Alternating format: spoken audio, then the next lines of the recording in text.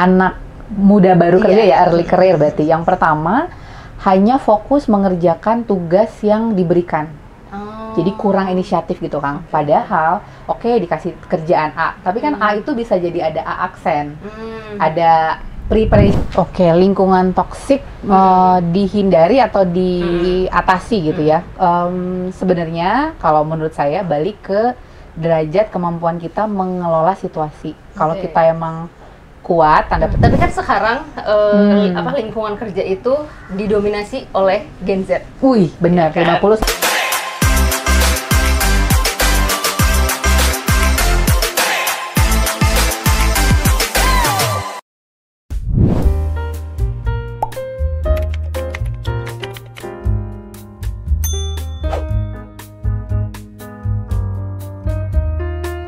Halo Sobat Grafo, selamat datang lagi di Grafocast. Nah, hari ini spesial banget ya Kang Afif. Ada siapa nih Kang Afif? Ada Nur Anugrah atau yang disebutnya Ugas dari Generasi Cakap. Halo semuanya, Akang Teteh. Selamat datang ya Nur Anugrah, yang dipanggilnya Ugas. Ugas ya. Pakai Z ya. Pakai Z ya gitu. Ugas ya, Generasi Cakap. Cakap itu pakai C ya. Pakai C. Oke. Iya ini. Ini dari generasi. Kalau boleh dong ceritain generasi Cakap tuh kayak gimana sih Mbak? Jadi Generasi Cakap itu sebuah sosial startup yang concern terhadap pengembangan diri dan juga organisasi. Jadi kita itu punya visi untuk bisa membentuk generasi muda khususnya yang cakap tuh, yang mindsetnya bertumbuh, mentalnya kuat, dan juga skill setnya relevan dengan tuntutan zaman. Seperti itu. Berarti tentang ini ya, development kayak gitu ya? Betul, pengembangan. Dan aku seneng banget nih karena belakangan ini ya, kalau ngelihat di media sosial gitu suka muncul Generasi Cakap, nanti lagi ngisi di acara apa, gitu. Wow, luar biasa gitu. Ini Mbak Ugas sendiri ya yang ngisi gitu? Iya, ya gitu, ngisi gitu. Terima kasih sudah diundang teman-teman. Iya, sama-sama. Nah, mumpung ada Mbak Ugas di sini Kang Afif, gimana kalau kita ngobrolin tentang strategi memulai karir? Ya, karena itu nyambung banget sama visi dan misinya Generasi Cakap ya? Betul, gitu. Kita pengen bantu anak muda, generasi muda untuk bisa mempersiapkan karirnya. Nah karena juga gini Kang Afif, karena kan sekarang tuh banyak banget, dan bahkan tadi juga aku dari riset si jumlah pengangguran setelah dia lulus sekolah pun itu cukup tinggi ya. Betul, gitu. cukup tinggi. Mungkin aja ketika kita diskusi ini bisa jadi hal yang orang-orang tuh bisa persiapkan gitu, apa aja gitu. Nah, nah kalau dari perspektif psikologi, apa sih pertimbangan seseorang untuk memutuskan karir terlebih dahulu deh? Jadi karena karir itu sebuah journey ya, jadi kayak perjalanannya tuh panjang, nah pastinya harus disiapin. Supaya apa? Supaya pas ngejalaninnya tuh bahagia gitu Kang. Pasti akan ngejalanin karir yang sekarang dengan penuh senyum ya, happy banget. Nah biasanya untuk memutuskan kita masuk atau mengambil sebuah karir tertentu, itu yang pasti harus diketahui terlebih dahulu adalah dimulai dari kekuatan ataupun area yang kita tuh gue banget gitu. Jadi kita harus tahu kekuatannya diri kita itu apa. Itu yang pertama. Yang kedua, karena background saya dan Kang Afif juga psikologi, jadi kita harus tahu juga tipe kepribadian kita itu seperti apa, dan sebenarnya ada beberapa alternatif karir apa sih yang cocok untuk tipe kepribadian tersebut. Sehingga ketika kita memilih itu sudah makin mantap gitu ya untuk mengambil karir. Itu yang kedua. Yang ketiga, sebelum memutuskan karir juga, kita perlu mempertimbangkan sekarang tren pekerjaan, tren industri, ataupun tren bisnis itu seperti apa. Sehingga kita itu ketika memasuki karir itu insya Allah ada tapak berikutnya gitu. Nggak cuma satu kali aja dalam jangka waktu tertentu, tapi juga bisa ada ya jenjang karirnya lah, bahasa resminya kayak gitu. Gitu Kang. Wah bagus banget. Jadi kalau kita mundur sedikit ke belakang, dikaitkan sama barusan, Generasi Cakap itu adalah jadi kayak menyiapkan orang-orang untuk karir itu ya gitu. Cakap baik itu dari personalitinya, karakternya, kemudian juga supaya dianya tahu gitu ya, apa posisi yang cocok nih gitu yang ya cocok dari untuk dirinya mereka. ya gitu.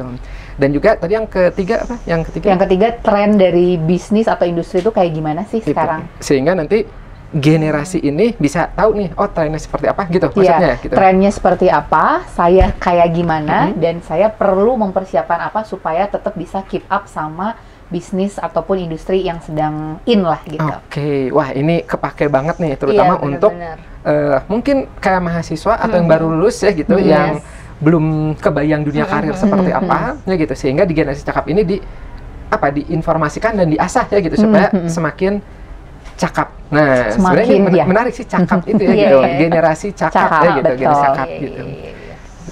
Nah, kalau dari Kang Afif sendiri, sebenarnya kan tadi kan salah satunya adalah kita harus kenal diri sendiri gitu.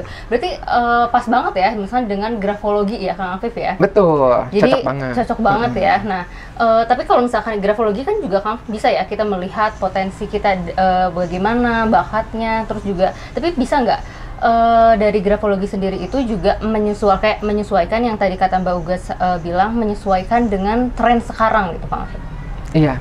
Jadi kalau aku ngeliatnya ya gitu, ada nyambung sama Mbak Ugas ini. Jadi ketika kita itu kan individu itu punya karakter, ya, punya potensi, punya kelebihannya apa, hambatannya apa gitu. Nah, ketika kita itu tahu siapa kitanya, maka harapannya itu adalah lebih mudah ketika nanti memilih pekerjaan dan sebagainya. Meskipun terkadang suka ada orang yang saya inginnya misalnya berkarir di A.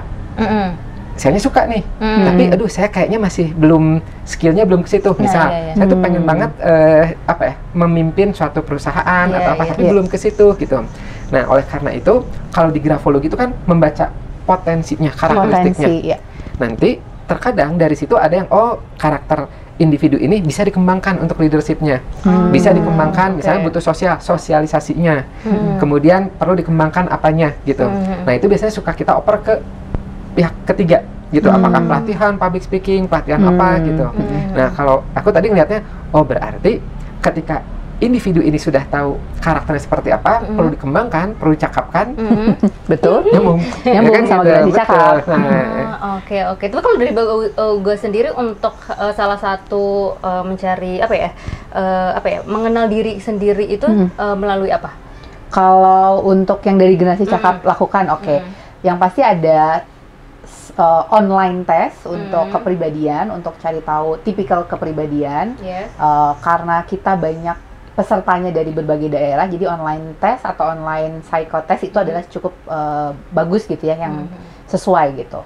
Itu yang pertama. Lalu yang kedua, kita juga melakukan semacam coaching atau counseling untuk karir ketika mereka masih menuju kelulusan. Jadi ketika mereka masih mempunyai beberapa alternatif atau masih bingung atau masih belum pasti, mereka mulai diajak untuk lebih mengenali diri mereka, potensi mereka, dan sampai akhirnya nanti ketika misalnya lulus kuliah, mereka bisa mengambil keputusan, kayaknya aku akan mengambil industri A, B, C. Udah, alternatifnya cuma 3. Jadi kebingungannya tuh nggak makin bingung, tapi lebih mulai sedikit, gitu mulai spesifik.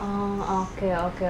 Jadi penasaran nih ya, sedikit di sini, kalau boleh tahu, kan tadi misalnya ada mahasiswa yang bingung nih, ya kan gitu, bingung ya, yang belum jelas. Penasaran, kalau apa yang dilakukan generasi cakap untuk membantu mereka itu dalam bentuk apa sih? Dalam bentuk ketika kita mengajak mereka untuk lebih aware, awal mulanya pasti yang umum dulu, Kang. Jadi kita pengen tahu sebenarnya anak-anak muda ini concernnya di bidang apa sih? Ternyata anak sekarang bidang IT, bidang sustainable energy misalnya, atau sustainable living. Terus ekonomi syariah misalnya. Nah, setelah kita dapat gambaran yang mereka tertarik, kalau dari generasi cakap, kita mulai mencari expert-expert yang cukup relevan, jadi nggak harus sama persis di bidangnya, tapi mungkin bisa relevan dengan mereka, dan kita ajak untuk entah itu sharing session di acara-acara webinar gitu ya, atau kalau sekarang kita lagi ada program karir katalis, jadi langsung masuk ke kelas gitu. Jadi ada pendampingan kurang lebih 2 bulan intensif. Selain webinar ataupun juga sesi online, kita juga melakukan coaching. Coachingnya bisa grup coaching, jadi satu coach 5 orang ataupun yang one on one. Selain itu kita mempersiapkan, kalau untuk persiapan karir itu kita mempersiapkan acara networking. Jadi mereka bisa ketemu dengan berbagai expert, nggak cuma di bidang mereka, tapi di bidang lain. Supaya apa? Supaya tadi wawasannya luas. Semakin tahu job market trends kayak gimana, industri trennya kayak gimana. Kayak gitu. Oke, nah ini ada yang menarik nih, dan ini menurut aku penting ya gitu untuk yang nyimak di sini, baik orang tua maupun mahasiswa. Jadi kalau kita dengar barusan penjelasannya, pertama itu menyampaikan bahwa generasi cakap ini mencari seperti kayak tren apa nih ya gitu saat itu apa. Misalnya tadi ada di IT ya, ada di living ya gitu, ada di ekonomi sosial atau apa gitu. Sehingga udah dikurasi ya gitu bahwa ini nih yang potensinya itu bagus. Nah, mungkin ya bisa jadi nih kita ya gitu atau mahasiswa atau apa belum kebayang ya gitu. Emang apa sih yang lagi tren sekarang gitu. Jadi kuncinya adalah ikutin aja generasi cakap ya gitu, karena di situ berarti udah yang update ya gitu.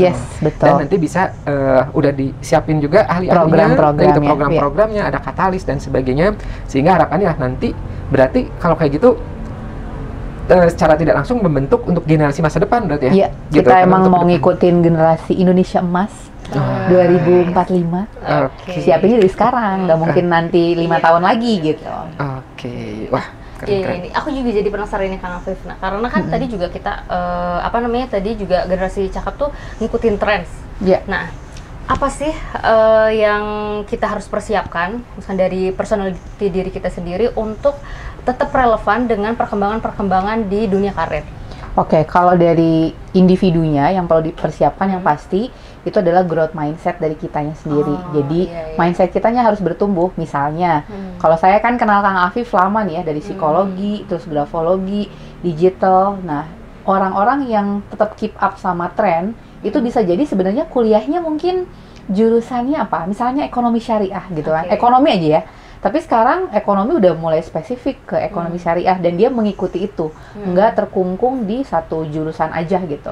Nah, jadi kita harus siapin mindset kita untuk terus bertumbuh. Jadi jangan kalau saya jurusannya ilmu perpustakaan, saya harus jadi pustakawan gitu ya. Enggak juga, kan bisa juga jadi yang lain kayak gitu. Jadi ada mindset yang bertumbuh. Yang kedua, untuk anak-anak sekarang, resiliensi mungkin ya Kang ya. Kalau dari psikologi itu bisa banget membuat kita jadi lebih tough, bisa membuat kalau karir kita makin menanjak karena kita udah siap menghadapi berbagai tantangan dan juga kita bisa bounce back gitu ya. Jadi kalau ada tantangan di kantor ataupun di pekerjaan, apalagi ketika baru masuk tuh kan pasti banyak banget tantangannya, dan kita kalau punya resiliensi bisa ngelewatin itu. Itu sih dua hal yang mendasar ya ketika kita misalnya mau memulai karir ataupun menjalani karir seperti itu. Oke, nah juga biar sharing-sharing juga gitu. Nah, biasanya kalau Mbak Ugas pernah menemukan nggak gitu ya hal-hal yang emang sebenarnya ini tuh hal-hal kesalahan-kesalahan yang orang tuh sering lakukan untuk memulai masuk ke dunia kerja. Oke, kesalahan di anak muda baru kerja ya, early career berarti. Yang pertama, hanya fokus mengerjakan tugas yang diberikan.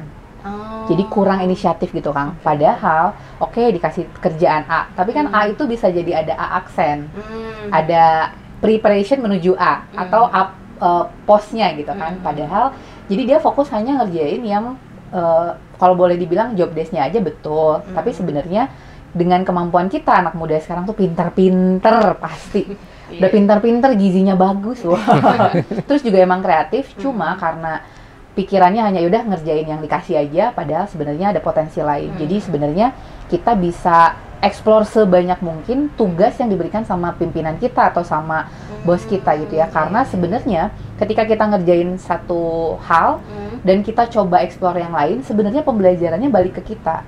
Mungkin deliverables-nya atau hasilnya itu nyampe ke bosnya ya sesuai dengan A, tapi pembelajaran di sekitar itu yang sebenarnya kita bisa banget jadi lesson learn. Itu kesalahan yang menurut saya kurang banyak dilakukan karena kitanya kurang inisiatif gitu ya.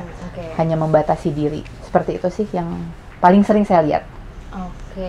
Tuh, jadi makanya untuk yang kerja terutama yang baru-baru gitu ya gitu, pokoknya manfaatkan aja benar-benar untuk berkembang, Iya, gitu. belajar Meskipun dan berkembang. Belajar dan berkembang gitu. Jadi Oke. jangan hanya terpatok pada saya mah ada tugasnya cuma ngetik ini aja begitu Iya, udah gitu. iya, Jangan nggak ya, ngerjain gitu. yang Betul. lain gitu kan. Karena bisa jadi dengan dianya itu inisiatif buat dianya bermanfaat karena dia menambah ilmu, juga bisa jadi secara tidak langsung siapa tahu dilihat sama atasan, Sama itu, oh ini kok betul. rajin gitu ya Iya, gitu. iya. Tiba-tiba yaudah deh sini kamu jadi ini aja ya, Iya. baik ya, gitu ya, gitu. Potensi karirnya jadi ada lagi Ada gitu kan. lagi gitu ya. Ada Oke. potensi. Tapi kan sekarang lingkungan kerja itu didominasi oleh Gen Z. Wih, benar, Kan? 50 sampai 70%. 70%. Wow. Oke. Berapa Gen Z ya? Gen Z ada berapa? Aku timnya itu Gen Z mungkin hampir 90% ya kayaknya. 90% Gen Tim Z saya ya? semua, Semuanya Gen Z. kecuali yang leadernya. Iya. Nah, sebenarnya Gen Z kan juga tipe-tipe orang yang kreatif gitu, yang Betul. inovatif, tapi juga ada tipe-tipe yang mungkin yang pengennya instan kayak gitu kan. Nah, terus juga mungkin banyak lagi gitu ya. Nah, dari Mbak Uga sama Kang Afif sendiri, gimana sih cara untuk nge-treat Gen Z ini agar tadi biar inisiatif, biar dia tuh sebenarnya tuh sedang dikembangkan, tapi karena dianya ya udah aku ngerasa pengen instan, pengen ngerasa kayak ya, emang kerjaan aku kan cuma ini aja. Gitu.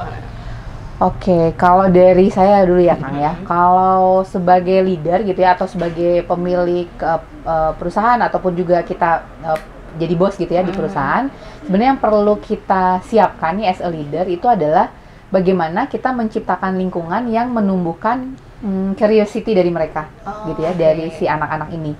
Bisa aja misalnya kita kasih tematik tertentu yang bisa didiskusikan di hari Senin pagi misalnya seminggu sekali, ataupun mereka dikasih tugas untuk menjelaskan sesuatu setiap minggunya, jadi tiap minggu gantian gitu ya untuk ceritakan tema-tema tertentu. Jadi mereka punya inisiatif harapannya ya. Jadi kita memantik tapi mereka yang makannya gitu ya. Jadi mereka, oh ya kita mau belajar tentang apa tadi? Misalnya sustainable living. Oke, siapin materinya, kita presentasi, mereka yang suruh cari. Habis itu kita dengerin mereka presentasi. Atau misalnya, oh ya kita akan traveling ke Jogja misalnya. Oke, di Jogja cari informasi sebanyak mungkin di luar job kamu. Nah, itu harapannya dia bisa explore lebih banyak kayak gitu. Oke. Mungkin dari Oke. Kang Afif. Wah, sebenarnya idem sih mirip gitu ya, gitu. Iya. Paling tambahannya itu adalah kayak gini. Jadi benar kalau dari pengalaman ya gitu. Gen Z ini kan unik ya gitu, kreatif. Mereka tuh suka explore pada dasarnya gitu. Kemudian mereka tuh bersahabat dengan teknologi, Yes, ya gitu. yes. Bahkan lebih cepat dibandingkan kami ini. Iya, kan. betul. Oke. Nah, sehingga itu tuh kalau kami tuh di kantor ya gitu, itu mengaplikasikannya adalah kayak gini. Jadi result oriented gitu. Oke. Prosesnya sok nggak apa-apa. Kalian mau seperti apa gitu. Contoh misalnya gini. Misalnya Oke. misalnya Instagram ya, atau misalnya konten ya, kita mau create konten. Kita kasih tahu kita tuh punya harapan, punya goalsnya itu adalah engagement segini, database meningkat segini, ini segini. Nah, silakan kalian rembukan, kalian explore, Pikirkan. kalian pikirkan, strategikan dan sebagainya. Sok mau ngerjainnya di sini boleh, mau di ujung boleh, mau di kafe boleh dan sebagainya. Tapi ujungnya adalah itu, gitu. Result Nah, dengan mereka itu dikasih kebebasan untuk explore dan creativity, biasanya oke. Banyak gitu. hasilnya jadi bervariasi gitu ya. Betul gitu. Dan salah satu yang biasa cukup sensitif itu ada juga dari aturan yang ketat. Semakin ketat aturan, biasanya semakin mereka tuh nggak nyaman, gitu. Tapi kalau kita itu yang nggak, jadi ibaratnya apa ya, yang fleksibel, ya itu senang. Tapi tergantung pekerjaannya juga ya, iya, gitu. Kalau jenis pekerjaannya ya. memang harus on time, harus ketemu orang, harus apa, ya jangan sampai seadanya. Iya, gitu. Tapi harus seru. tetap bagus gitu ya. Iya. Wow. Nah, karena aku merasakan yang di Kang Afif gitu ya. Gimana tuh cerita dong? Nah, gitu. Tapi maksudnya, tapi ini nanti bisa tanya mau lihat dari sudut pandang juga gitu. Karena yang aku lihat juga karena kita tuh punya cara kerjanya kita masing-masing. Betul. Mungkin itu tuh sebenarnya benar atau enggak gitu ya. Maksudnya baik atau enggak gitu. Karena iya sih. Misalnya kita dikasih pekerjaan apa A, B, C, D, nah terus oke, sebenarnya aku bisa melakukan ini tapi dengannya caranya yang kayak gini gitu. Nah itu tuh sebenarnya baik atau enggak, atau misalkan emang sebenarnya harus dilihat, dipantau juga enggak, diarahin juga gitu. Oke, kalau dari saya kan emang baliknya sebenarnya kan tipikal leadernya dan juga tipikal bawahannya. Misalnya tipikal leadernya itu apa namanya micromanage, jadinya ya di manage banget gitu kan. Tapi ada juga yang free will aja, terserah aku maunya tadi engagementnya berapa persen misalnya kayak gitu. Dan memang kalau dari penelitian itu ketika micromanage itu dampak performanya malah berkurang. Itu unik tuh. Kalau kita yang nggak ngerti, mikirnya kan gini, oh semakin diperhatiin, semakin bagus harusnya gitu, kan gitu. Semakin ini udah belum, yang ininya gimana, gitu kan? Bayangannya kan, oh harusnya semakin bagus hasilnya. Tapi dari rata-rata performa penelitian-penelitian tuh nggak, gitu.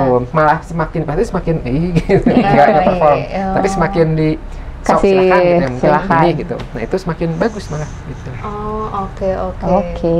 Nah dari Kang Alf sendiri nih, dari Kang Alf kan juga grafolog gitu ya. Nah, kalau dari grafolog itu sering membantu dari jalur karir itu biasanya kayak gimana? Ada nggak misalkan di Kang Alf pernah nggak nganalisis tapi ini untuk pengembangan karir? Oke. Kalau di grafologi itu yang berhubungan sama karir itu dua. Yang satu itu adalah anak SMA yang mau kuliah, jadi gitu. Jadi karena kan nanti relate juga tuh sama jurusannya kan gitu. Itu jadi namanya penjurusan. Yang kedua adalah perusahaan yang mau ngerekrut calon karyawannya gitu. Jadi di situ dilihat nanti cocok atau tidak gitu. Nah, tapi di sisi lain perusahaan ada juga yang karyawannya sudah di perusahaan itu, namanya itu existing. Udah gitu mau misalnya pengembangan atau misalnya ini mau diangkat jadi apa atau dirotasi cocok nggak? Nah, itu pakai grafologi di pemetaan. Gitu. Oke.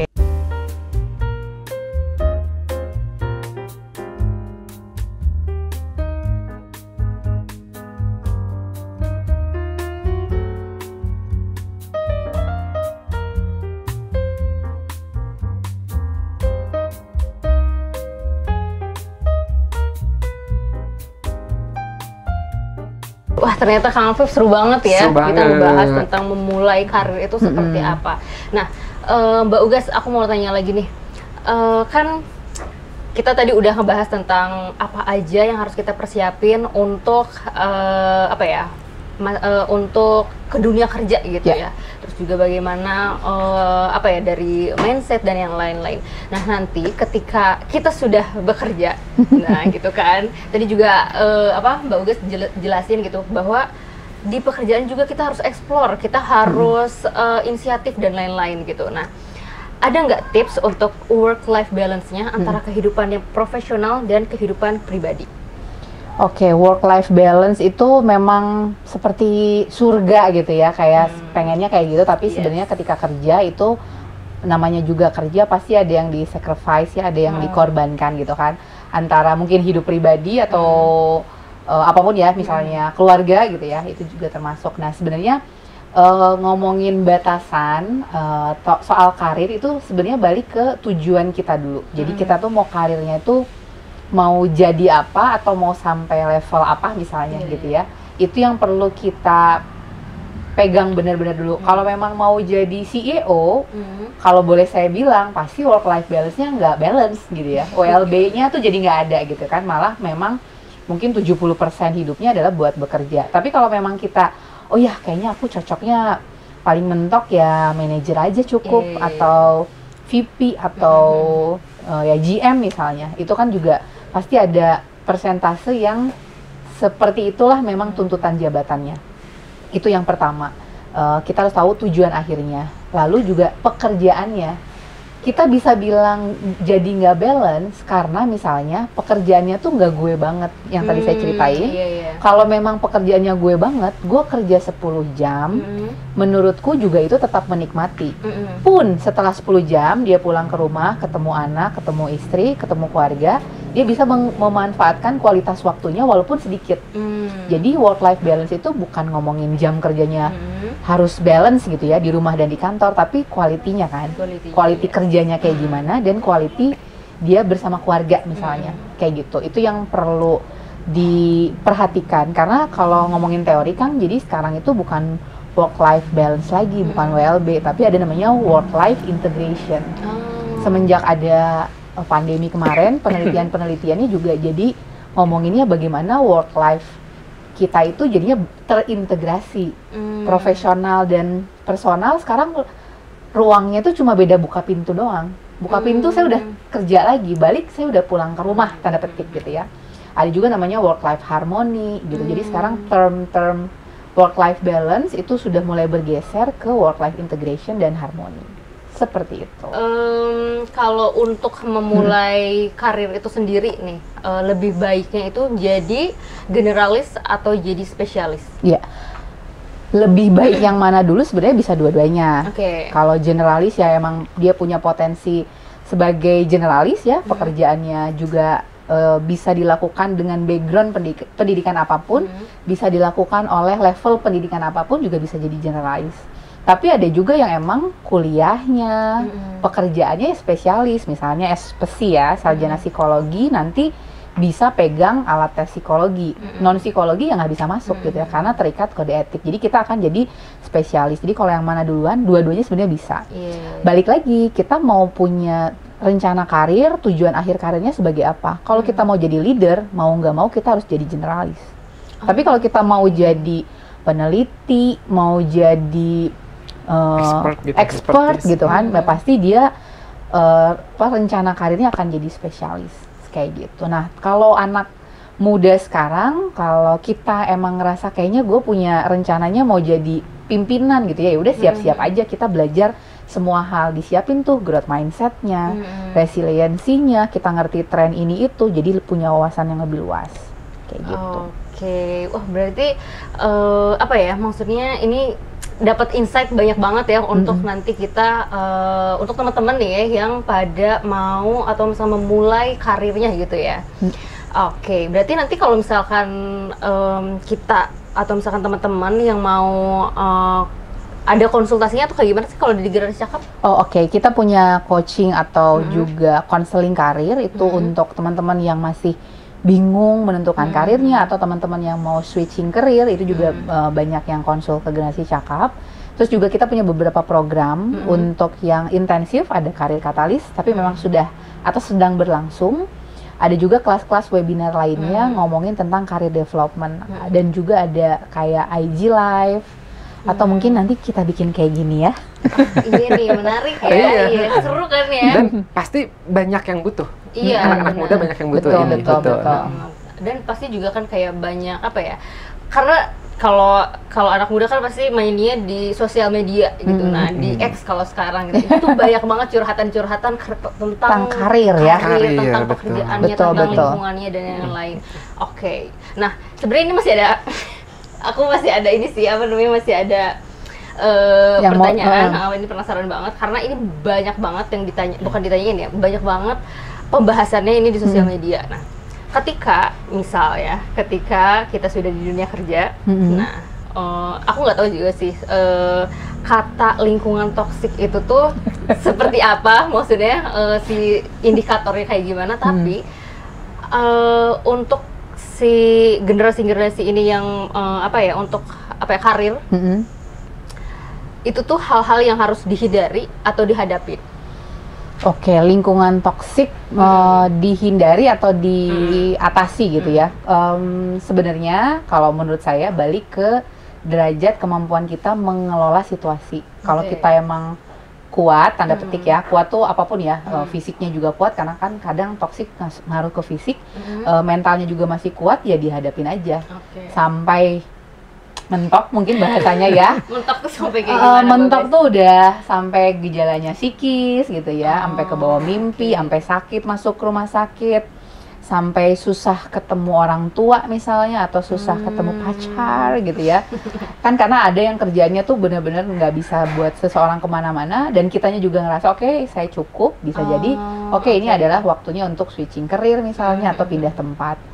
Tapi ada juga orang yang setoksik-toksiknya pekerjaan, karena dia tahu saya aim to get this higher misalnya, pengen pokoknya nanjak terus karirnya, dan di tempat yang sama, ya berarti dia akan menghadapi itu gitu, dengan segala konsekuensinya.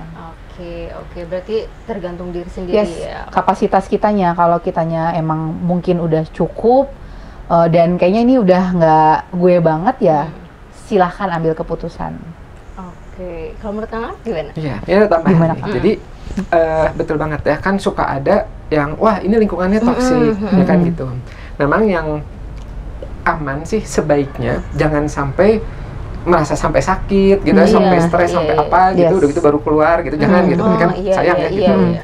Nah, sebaiknya sih sebelum sampai ke situ, selama udah tahu nih lingkungannya itu nggak bagus, coba cari alternatif. Gitu, ini mudah-mudah sulit, Iya, gitu, iya. mudah-mudah sulit. Tapi kalau lingkungannya itu tidak bagus, kalau kita bisa merubah kan kita ubah. Kalau Iya. misalnya kita nggak bisa, apalagi kita karyawan misalnya, Iya, gitu, iya. oh ini teh atasannya kayak gini, temannya pada jutek, gitu, kerjaan yang nggak tahu waktu dan sebagainya, wah ini nggak sehat nih. Apapun yang nggak sehat, lama kelamaan malah makin nggak bagus, Iya. ya kan gitu. Berarti ya udah secepat mungkin, sedikit demi sedikit, cari lowongan lain misalnya, tanya ke teman-teman, gitu, Oke, oke, ya. oke. Nah, cuman sayangnya yang menjadi masalah itu adalah banyak orang-orang di luar sana yang tidak tahu bahwa lingkungannya toksik, dianggapnya biasa aja. Nah, iya itu Oh, oke. biasanya indikatornya tuh apa ya Kang Alfi ya? Kalau Nah, kayak gitu kan gitu. Jadi yang dianya merasa bahwa memang kerja tuh yang harus kayak gini, harus ditekan, harus apa, yang salah sedikit tuh kadang di apa Cambuk. misalnya dipotong gaji gitu kan, tekan Iya, iya, iya. sikut-sikutan gitu. Iya, Dan iya, iya. dia tuh merasa udah memang kerja mah kayak gini gitu. Nah, itu yang kesian. Oke. Takutnya lama-kelamaan psikologisnya. Atau yang kesian juga adalah dia nggak bisa melawan di situ, pulang-pulang nanti istri, keluarga. anak-anak, gitu, itu kesian tuh, gitu. Oke, oke, oke. Nah, bagaimana solusinya? Memang idealnya ya ada lembaga-lembaga atau apapun itu yang mensurvei perusahaan-perusahaan, ya gitu. Jadi gimana nih? Ada review-review gitu. Tapi kan itu mudah-mudah sulit, ya kan gitu. Ya.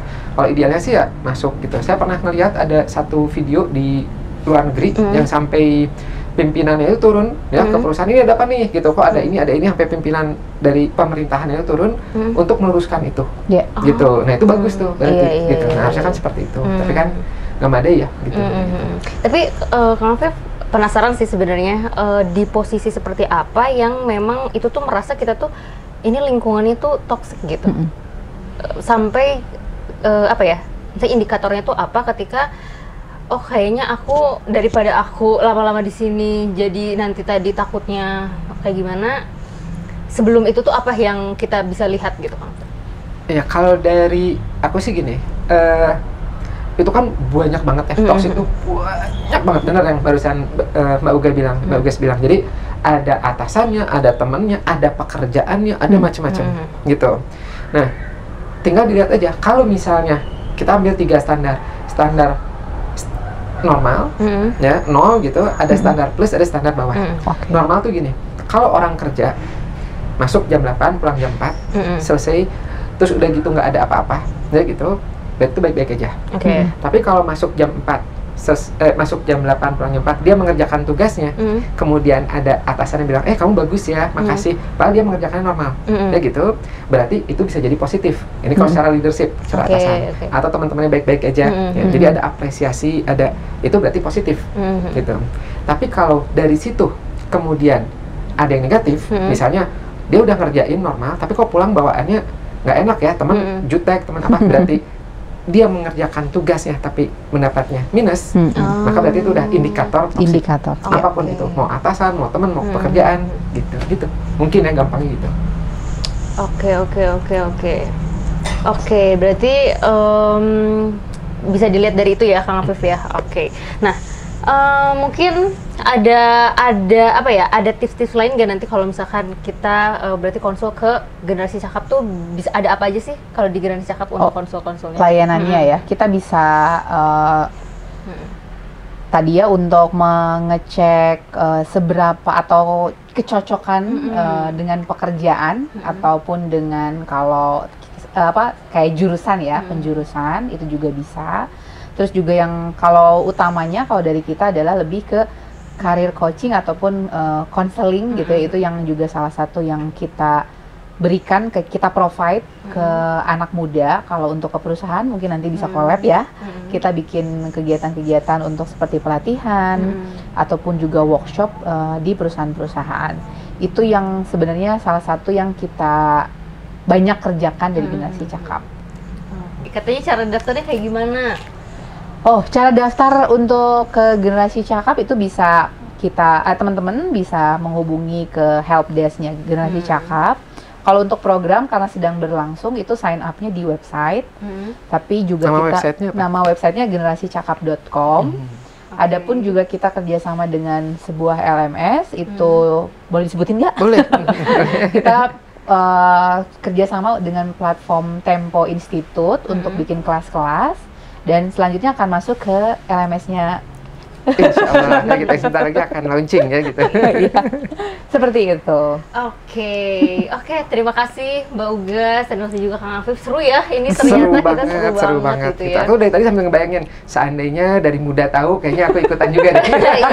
Iya, bener. Thank you banget Mbak Ugas ya, Sama-sama, ini Kang udah Afif, datang ke sini dan insya Allah ilmunya bermanfaat untuk banyak Insya orang. Allah. Oke, terima kasih Sobat Grafo. Kita ketemu lagi nanti di next video. Bye-bye.